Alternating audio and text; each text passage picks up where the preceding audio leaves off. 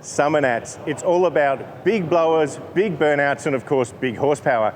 So that's why we at Haltech have partnered up with Summernats again to give you the Haltech Horsepower Heroes. Well, we're here on Thursday in the pavilion, and not a lot going on right now, but let me tell you, last year on the 2 hub dynos, we had some massive cars do some massive power, and they broke records, and those guys are back to try and do that again this year. Again, we've got the 2 mainline hub dynos, we've got the team from MPW and Adam running them. It's going to be a big show. What's going to happen? I don't know. Keep watching.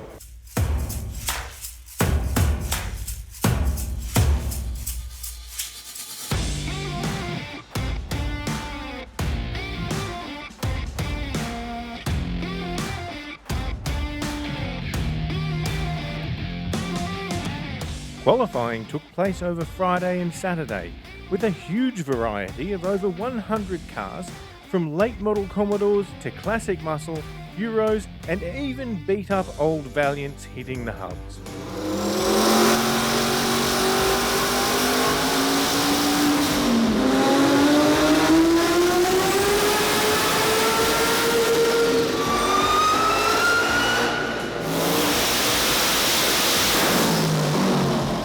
Dave Carter, mate, an old friend of mine. Your first time here at Summernats doing the commentary for the Horsepower Heroes. Well, how are you finding it? Absolutely stoked to be joining the MPW team here. So of course there's a number of different classes here in the Haltech Horsepower Heroes. Can you run through those for us? So of course there's the Haltech Horsepower Hero, which is our highest horsepower competitor across all categories. So they go home with a big gold trophy, bragging rights, and the largest prize money out of the lot. We've then got naturally aspirated V8 and forced induction V8.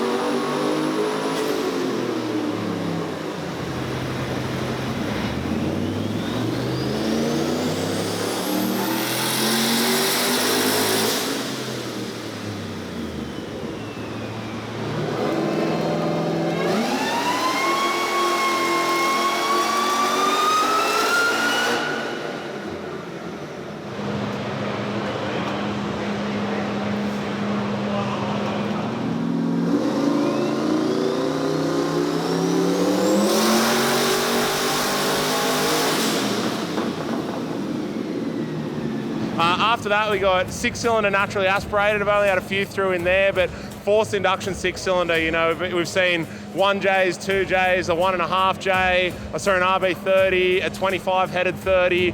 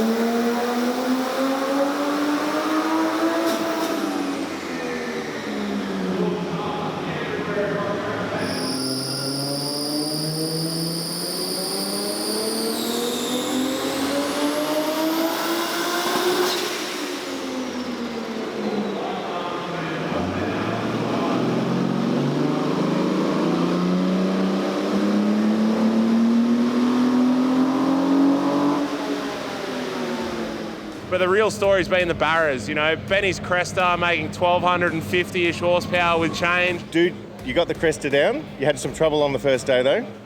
Yeah, so on the Thursday night, Adam, obviously MPW, spun it up for us on the hub dyno. He actually did a quick tune for us, and all things went really well. Made a PB of 1271, I think, from memory, horsepower at the wheels, or at the hubs, whatever. And driving it off the dyno, I had a bit of a weird rattle, and I wasn't quite sure what it was, and then we were sort of having a chat to Dion and decided that the flex plate had come loose off the crank, and sure enough, took it home overnight, pulled the box out and pulled the bolts out finger tight by myself, That was all on me. I obviously didn't talk him properly, but it is what it is. It was such a rush to get the car back together and get it here for Summernats. So, yeah, all in all, pretty easy fix. And, yeah, we've now backed it up yesterday with a 1221 horsepower or something like that.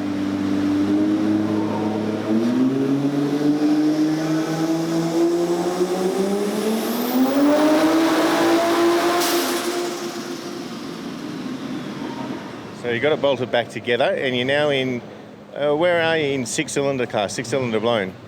Pretty solid second, and zero chance of being first. that Falcon of dyno-mites, it's got some power.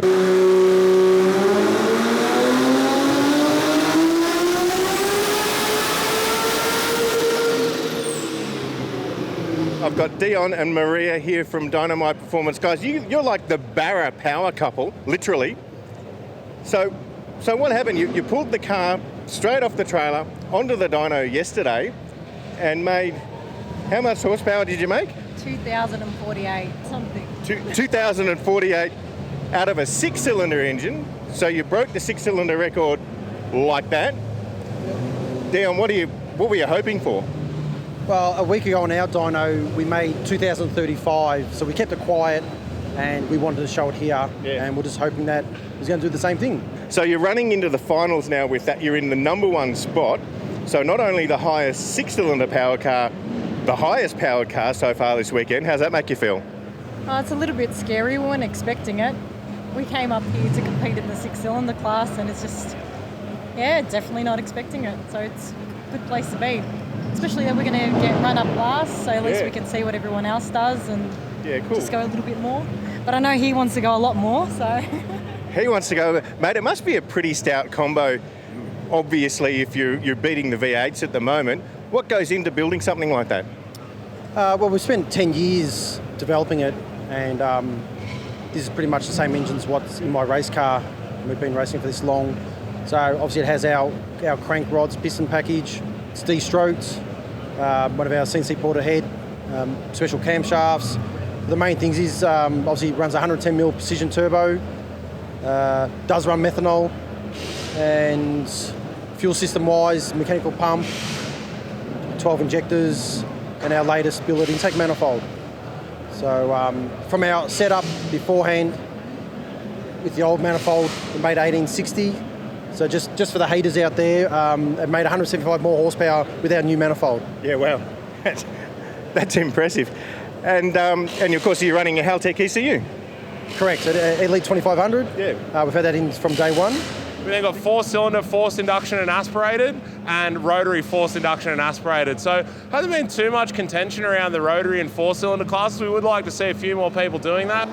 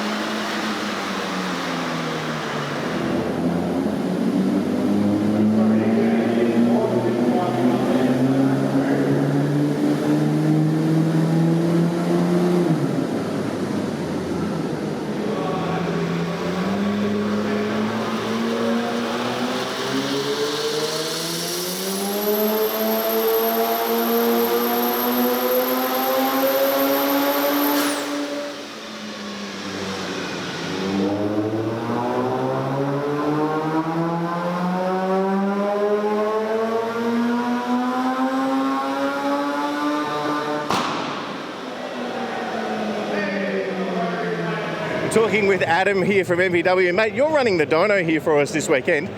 Tell us, with so many different types of cars going on and off the dyno, does that make it tricky, or is it an easy job with the hub, or how's it all work? Look, the hub's a great thing, and mainline software is awesome. Look, the hardest thing is just finding a ramp rate that works for each car, trying to change the ramp rate to suit what's been done to the vehicle, what power it makes, all that kind of gear, start and end times with the hub. But besides that, as I say, mainline make it pretty easy. So obviously with, say, a blower or an NA car, it's a very different power curve to a turbo car. When you say the ramp rate, what do you mean? So some cars, if they've got a super tight converter in them, will like to have a slower ramp rate so they can bring it up on boost or whatnot. A looser converter, so we're not flaring through the converter, we'll go with a faster ramp rate. Basically, it gets from start to end a lot quicker than what a tighter converter will need. So we're not cooking transmissions or anything, especially in this heat. It's over 40 degrees for 3 days here. So. And that's obviously just communication between yourself and the car owner. They tell you what's in there and what they want to do with the car? Yeah, it's all a combination of experience and talking to everybody that has their cars. Obviously, cars of this level, most of the owners have an idea of what it's about and what the car needs anyway. So. And there have been some tough cars on the dyno this weekend. Is it a surprise to you that many of them have come from the MPW factory? Yeah, we weren't even going to put our cars on this weekend, to be honest with you. A few of my customers have come along with us and for a great weekend, and they asked me yesterday if they could put them on, and we entered them in, and as you do, and it turns out we're running first, second and third now in our main class. And in the V8 bloke class? Yeah, and Benny with his Haltech powered Cresta, we retuned that for him Friday night with a new combo in it.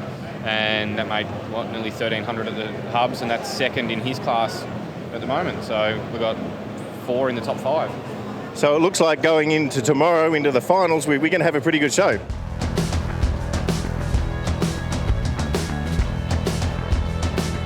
Dale from Castle Hill's here as well, mate. You've got the big blue Commodore.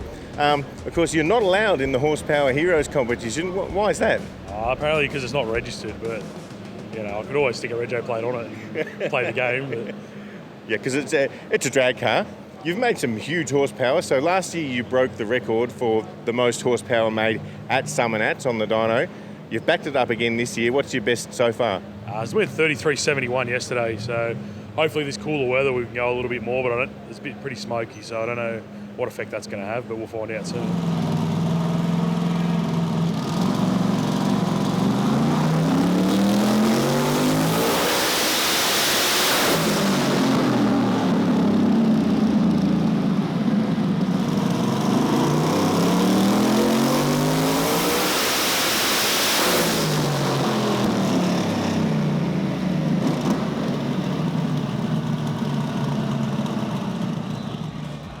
During the lunch breaks, the huge Horsepower Heroes crowd was treated to a tuning masterclass presented by Haltech's own top tuning trainer, Matt Wright.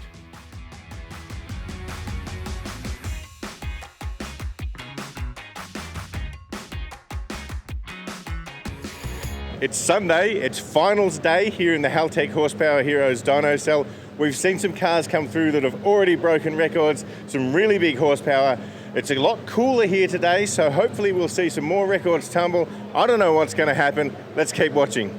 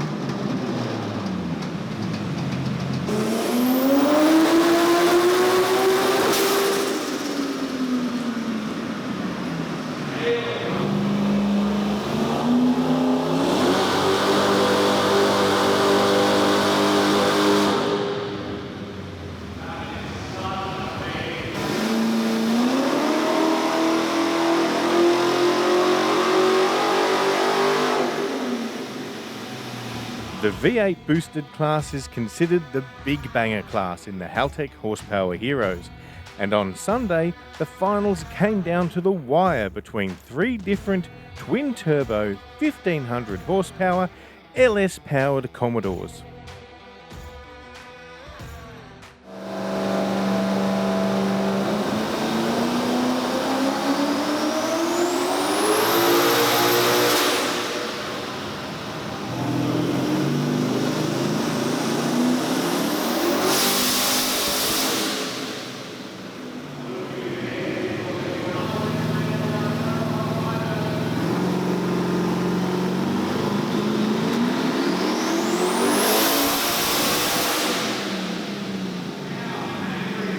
Rick, you've got your trophy in your hand there, winner of the boosted V8 class for Horsepower Heroes 2020. 2020, how's it feel?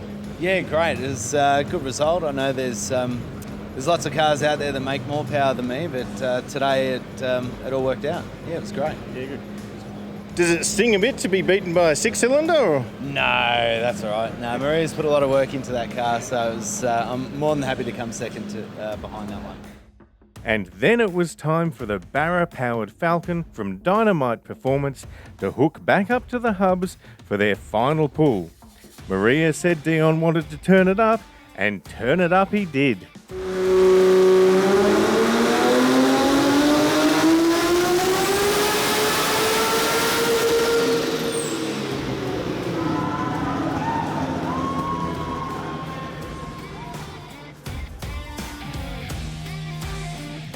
2,202 horsepower.